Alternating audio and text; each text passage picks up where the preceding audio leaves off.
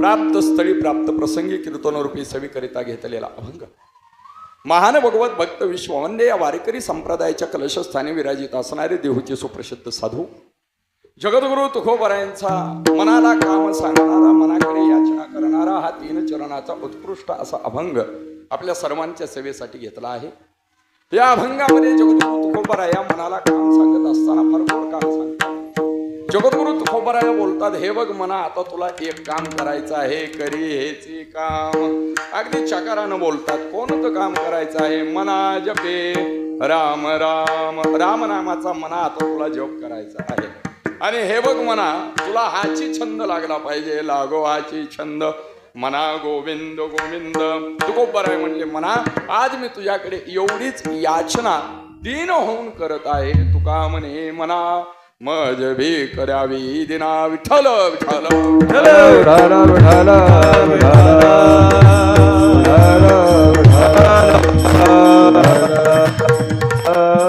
जगद्गुरु तुकोबरायांचा हा अभंग आपल्या सर्वांच्या समोर गायला। या अभंगाचा नाम सरळ अर्थ देखील आपल्या सर्वांच्या समोर ठेवला। भगवंताच्या कृपेने जो वेळ आपणास प्राप्त आहे त्या वेळेमध्ये या अभंगावरती आपल्याला चिंतन करायचं आहे। पण त्या अगोदर थोडासा परिहार तो म्हणजे असा, आपलं हे पावन पवित्र नळेगाव नावाचं नगर, बरोबर की नाही? पहिल्यांदाच आलोय बरं तुमच्याकडे, येती जाती आणखीन झालेली नाही। येती जाती प्रकार आहे का इकडं? असेल तर लक्षात येईल तुमच्या। हा, नांदायला आल्याच्या नंतर येती जाती प्रकार असतो, आता पहिल्यांदा नांदायला आलो, बरोबर की नाही? हा, आपलं हे पावन पवित्र नळेगाव नावाचं नगर, आणि या पावन पवित्र नळेगाव नावाच्या नगरामध्ये गेल्या अनेक वर्षापासून सुरू असलेला हा भव्य दिव्य स्वरूपाचा अखंड हरिनाम सप्ताह, अतिशय प्रचंड सुंदर आपला हा भव्य दिव्य सप्ताह आहे। लक्षात घ्या, 350 किलोमीटर प्रवास करून येथे आलो, पण एवढं प्रचंड सुंदर भव्य दिव्य नियोजन बघितलं आणि सगळा शिन गेला। हो, अगदी प्रामाणिकपणे कबुली देतो। प्रचंड सुंदर मंदिर, प्रचंड सुंदर गायक वादक मंडळी, प्रचंड सगळंच सुंदर एवढं वातावरण की सगळा क्षण गेला। आज आपल्याकडे योगायोगाने 6वा दिवस अखंड हरिनाम सप्ताहाचा संपन्न होत असताना ही सेवा आपल्या सर्वांच्या प्रेमामुळे मला या ठिकाणी प्राप्त झालेली आहे। आपल्या सर्वांचाच संपर्क झाला, त्यामध्ये विशेष करून चंद्रकांत दादांचा संपर्क झाला आणि आपल्या सर्वांचं प्रेम या ठिकाणी सेवेसाठी मला ही संधी मिळाली। आज 6व्या दिवसाचं एक कीर्तन पुष्प संपन्न होत असताना ही सर्वच महाराष्ट्रातली ज्येष्ठ श्रेष्ठ मंडळी, दिग्गज मंडळी या ठिकाणी उपस्थित आहेत। सर्व मंडळींना खूप खूप धन्यवाद देतो। आदरणीय आळंदीकर, आणि मला वाटतं ते आपल्याच गावचे आहेत असे शिवाजी महाराज या ठिकाणी उपस्थित आहेत, त्यांना धन्यवाद। त्याचबरोबर अनिल महाराज उपस्थित आहेत, तुम्ही इथलेच का? अच्छा, हा, अनिल महाराज, त्यांना देखील धन्यवाद। त्याचबरोबर पांडुरंग महाराज उपस्थित आहेत, त्यांना धन्यवाद। बाकी मला वाटतं सगळे गावकरी, भजनी मंडळ, सर्व भजनी मंडळांना धन्यवाद। नरसापूरवरून आमचे चंद्रशेखर महाराज आले, त्यांना धन्यवाद। गोड अशोक चोपदार, त्यांना धन्यवाद। इकडं गावकरी भजनी मंडळ, तुम्हा सर्वांना धन्यवाद। उपस्थित सर्व भाविक श्रोते मंडळ, आपल्या सर्वांना धन्यवाद देतो। गोड मृदंग वादक, एक पक्वाज वादक, तुम्ही कुठले? योगेश महाराज, हा, आणि तुम्ही? गोपाल महाराज, असे हे दोन्ही महाराज, या महाराज मंडळींना खूप खूप धन्यवाद। परत एकदा सांगा, हा कानाचा प्रॉब्लेम आहे, दुसरं काय? हा, शुभम महाराज, सुंदर अशी साऊंड सिस्टीम, आणि या ठिकाणी उपस्थित सर्व मंडळी, सर्वांना धन्यवाद देतो। आणि जो वेळ प्राप्त आहे त्या वेळेमध्ये या ठिकाणी सेवा करण्याचा प्रयत्न करतो। मला वेळ आहे 10 पर्यंतचा प्राप्त, बरोबर की नाही? 8 ते 10 असा तुमचा पत्रिकेतला वेळ आहे, आणि बरोबर शाळा योग्य वेळेवरती भरलेली आहे। त्यामुळे योग्य वेळेवरती कीर्तन सोडण्यासाठी कुठलीही अडचण नसावी। फक्त अडचण एकच आहे, आम्ही ज्या ज्या वेळेस विठ्ठल विठ्ठल म्हणू त्या त्या वेळेस तुम्ही भजन करायचं। कारण तुम्ही जर भजन केलं, तुमचं भजन जर आम्हाला पटलं तरच हे कीर्तन 10ला सुटलं, नाही तर 100% तांबडं फुटलं। एवढी अडचण सोडून दुसरं कोणती अडचण नाही, कळालं का तुम्हाला? हा, भजन करत चला, म्हणजे 10 पर्यंत कीर्तन आठवतंय। विठ्ठल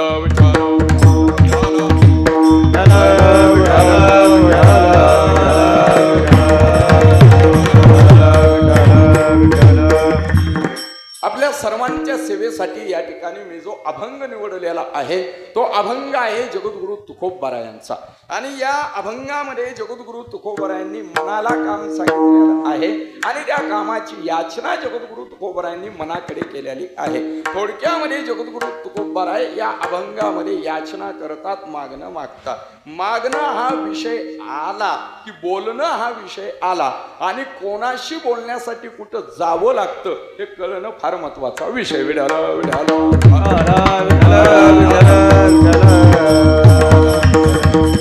बघा काय आहे, ज्याच्याशी मागायचं आहे की नाही त्याच्याशी अगोदर बोललं पाहिजे आणि कोणाशी बोलण्यासाठी कुठं गेलं पाहिजे हे अगोदर कळलं पाहिजे. ऐका, 2-4 मुद्दे आपल्या सर्वांच्या समोर ठेवतो मी. ज्याला जगाशी बोलायचं आहे, जगाकडे मागायचं आहे, त्याला जगाशी बोलावं लागेल आणि मग जगाशी बोलण्यासाठी कुठं जावं लागेल, चुलीच्या समोर बसावं लागेल. चालेल का? काय म्हणताय तुम्ही? आता चूल राहिलीच नाही महाराज. आता चुलीची जागा कोणी घेतली? आता चुलीची जागा घेतली कोणी? गॅसनं. बरोबर का नाही? पूर्वीच्या काळामध्ये चूल होते, आताच्या काळामध्ये गॅस आहेत. असो, पण महत्वाचा विषय फक्त हा आहे की जर जगाशी बोलायचं असेल तर गॅसच्या समोर बसून जगाशी बोलता येईल का? काय म्हणताय तुम्ही? बोलत चला. ऐका, नाही बोलता येणार. चुलीच्या समोर बसून जगाशी बोलता येईल का? नाही बोलता येणार. मग जगाशी जर बोलायचं असेल तर कुठं जावं लागेल? त्याचं उत्तर आहे चौकामध्येच जावं लागेल. जोपर्यंत आपण चौकात जाणार नाहीत तोपर्यंत जगाशी बोलता येणार नाही. आणि तुम्ही बघा महाराज, किती मोठे विरक्त संत असू द्या, कितीही वैराग्य महामेरू संत असू द्या, ज्यावेळी जगाशी बोलले का नाही त्यावेळी चौकातच आले आणि चौकात येऊनच बोलले. उभारेला उभारेला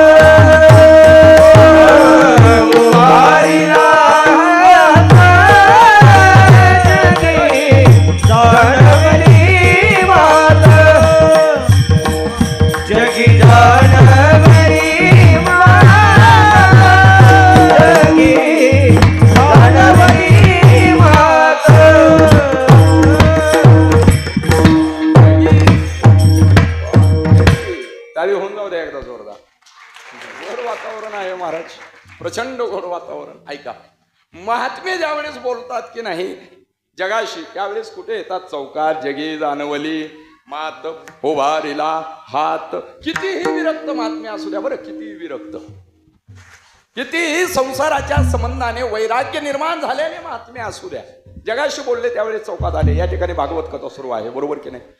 भागवतामध्ये आपण एका विरक्त साधूचं चरित्र श्रवण केले असेल.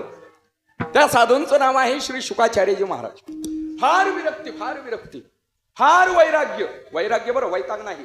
आपल्याला कधी कधी वैताग दिसेल पण वैराग्य दिसणार नाही. वैताग आणि वैराग्य यांना कधी एकत्रित करायचं नाही. तुमच्या माझ्याकडे असतं त्याला म्हणायचं वैताग. आपल्याकडे कधीच वैराग्य येत नाही. लक्षात घ्या, आपल्याकडे वैताग मात्र सारखा असतो. वैताग कसा असतो? तो येतो पण आणि जातो पण. वैतागाचं काय आहे बघा, तुम्हाला सांगतो. एकदा काय झालं, एका घरामध्ये भांडण लागले आणि त्या घरातला म्हातारा म्हणू लागला, चाललो घर सोडून.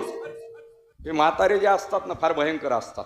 ते नावच बघा ना आपल्या लोकांनी कशा पद्धतीने छान ठेवलेली आहे. म्हातारा का म्हणायचं? म्हातारा महान ज्याची तरा, म्हणून ते म्हातारा. बरोबर की नाही? हा, ऐका मी तुम्हाला वैताग सांगतो कसा असतो ते. त्या म्हाताऱ्याने एवढंच म्हणायचं, घरामध्ये काही जरी झालं तरी चाललो घर सोडून.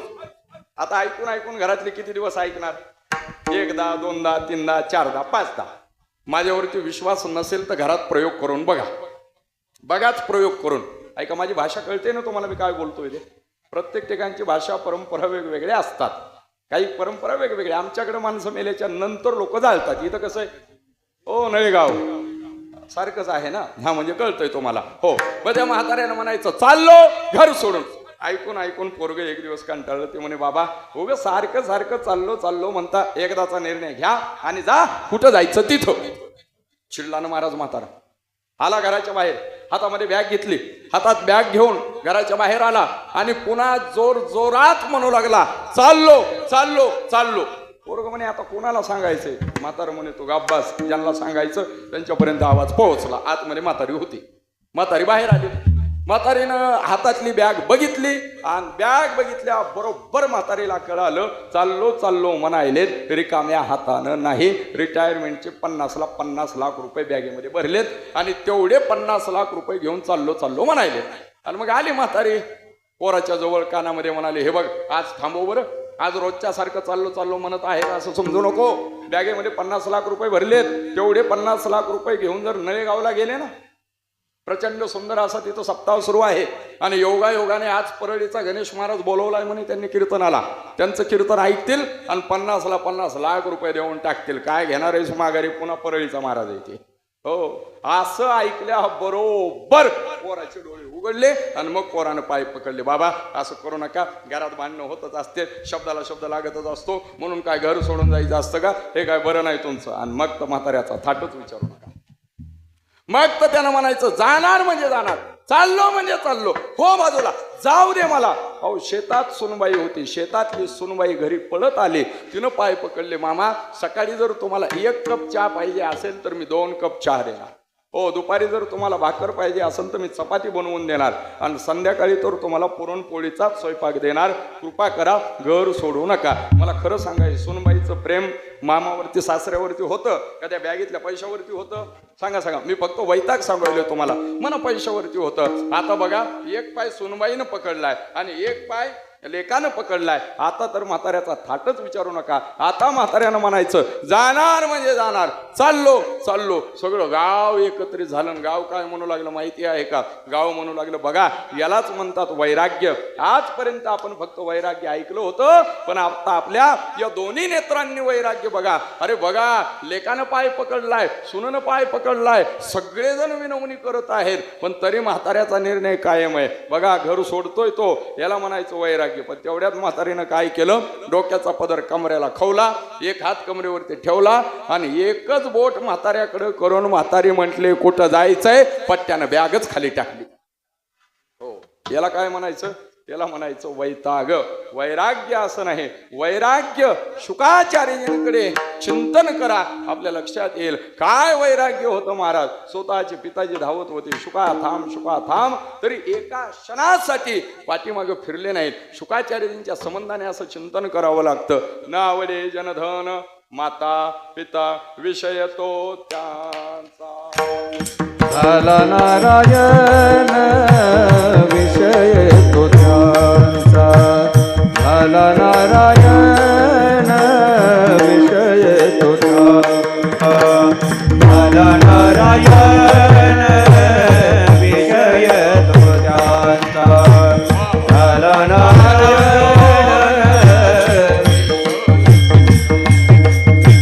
नावडे जनधन माता पिता, नावडे जनधन माता पिता विषय तो त्यांचा, झाला नारायण विषय तो त्यांचा, झाला नारायण.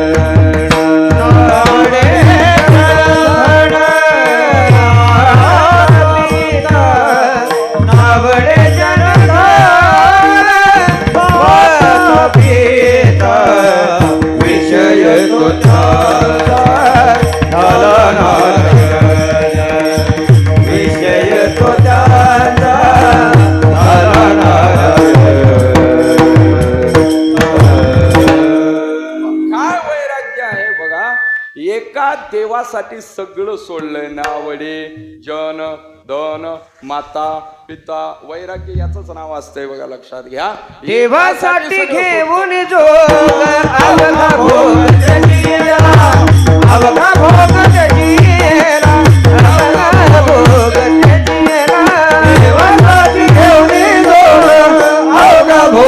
त्याचीला अवघा भोग त्याचीला अवघा भोग त्याचीला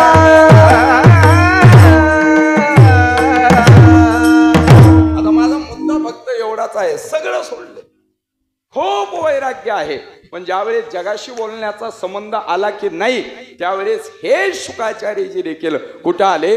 चौकात आले. चौकात. आपल्या मुद्द्याकडे लक्ष द्या. ऐका, तो गंगेचा काठ होता, तिथं राजन परीक्षिती समोर उपस्थित होते, तिथं हजारो साधू संत महात्मे उपस्थित होते. याचा अर्थ जगाशी बोलायचं असेल तर कुठं यावं लागेल? जगाशी बोलायचं असेल तर चौकात यावं लागेल. चला, आपल्याला कळालं का?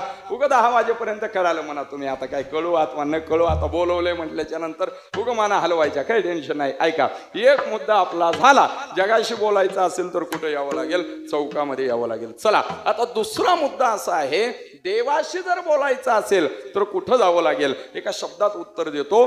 देवाशी बोलायचं असेल तर देवाच्या द्वारामध्ये जावं लागेल. ठाकोलचे द्वारी उभा याचक भिकारी. चला, आता क्रमांक 3, संतांशी बोलायचं असेल तर कुठं जावं लागेल?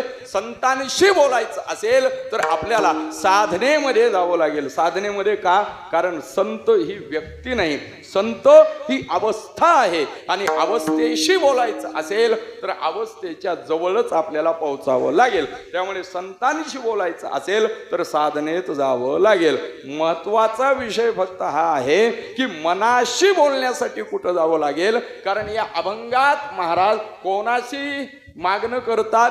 मनाशी मागणं करतात. त्यामुळे मनाशी बोलण्यासाठी कुठं गेलं पाहिजे हे कळणं हा विषय महत्वाचा आहे. त्यामुळे मनाशी बोलण्यासाठी कुठं गेलं पाहिजे ते सांगा, तर त्याचं एका शब्दामध्ये उत्तर आहे, ज्याला मनाशी बोलायचं आहे की नाही त्यानं एकांतामध्ये जावं. जोपर्यंत मनुष्य एकांतात जात नाही तोपर्यंत त्याचं मनाच्या सोबत बोलणं होत नाही. विडालं विडालं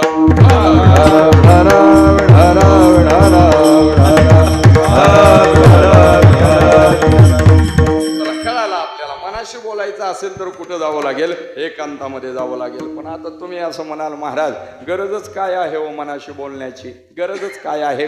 ऐका, आम्ही जगामध्ये राहतो त्यामुळे आम्ही जगाशी बोलू. साधू संत महात्मे आमच्यासाठी आहेत त्यामुळे आम्ही साधू संत महात्म्यांच्या सोबत देखील बोलू. देवाचे देखील आमच्यावरती उपकार आहे त्यामुळे आम्ही देवाशी देखील बोलू. पण आता हा जो मन नावाचा विषय आहे का नाही, या मनाशी का बोलायचं सांगा? का एकांताचा स्वीकार करायचा आणि एकांताचा स्वीकार करून मनाशी का संवाद साधायचा? त्याचं उत्तर असं आहे, नळेगावकर थोडंसं लक्षपूर्वक ऐका. ज्याला ज्याला जीवनामध्ये सुख पाहिजे आहे का नाही, ज्याला ज्याला जीवनामध्ये आनंद पाहिजे आहे का नाही, त्यानं मनाशी संवाद साधलाच पाहिजे. विढालं विढालं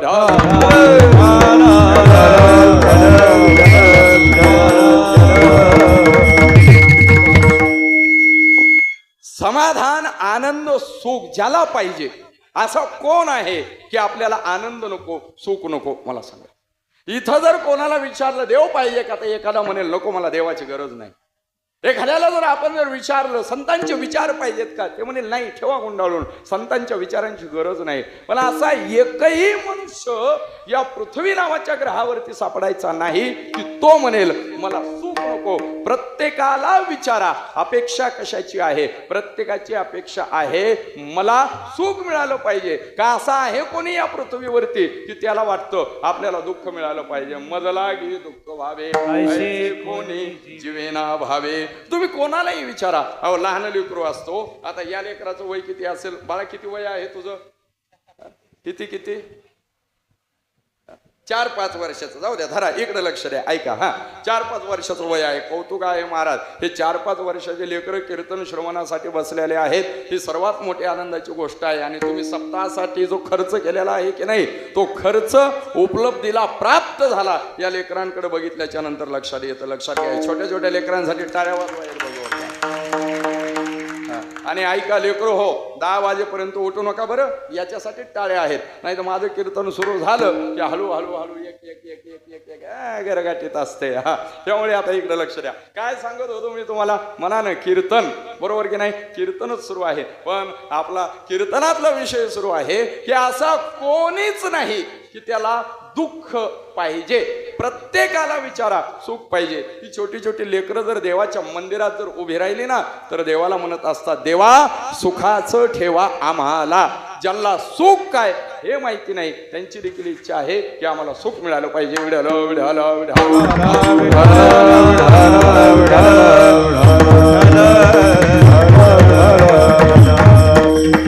म्हणून मी म्हटलं की असा एकही व्यक्ती नाही की त्याला सुख नको. आणि लक्षात घ्या, हा जो सुख आनंद समाधान विषय आहे का नाही, हा मनाचा विषय आहे, हा मनस्थितीचा विषय आहे, परिस्थितीचा विषय बिलकुल नाही. कधी माझं एक वाक्य लक्षात ठेवायचं, आपली परिस्थिती किती चांगली आहे याच्यावरती आपण किती आनंदी राहणार हे ठरत नाही. मी कळतंय ना काय बोलतोय ते.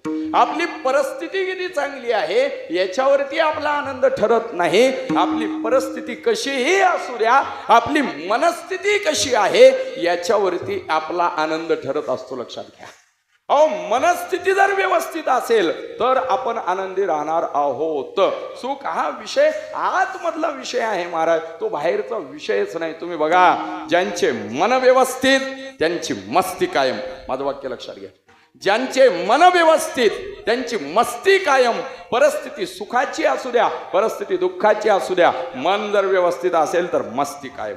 मन जर व्यवस्थित असेल, जीवनामध्ये संघर्ष असू द्या, जीवनामध्ये वेदना असू द्या, पण मन व्यवस्थित असेल तर मस्ती कायम. आणि लक्षात ठेवा महाराज, ज्याची मस्ती कायम त्याचीच हस्ती कायम. आपल्याला जर वाटत असेल आपली हस्ती कायम राहावी तर त्यासाठी आपली मस्ती कायम राहिली पाहिजे. आणि मस्ती कायम राहण्यासाठी आपलं मन व्यवस्थित असलं पाहिजे.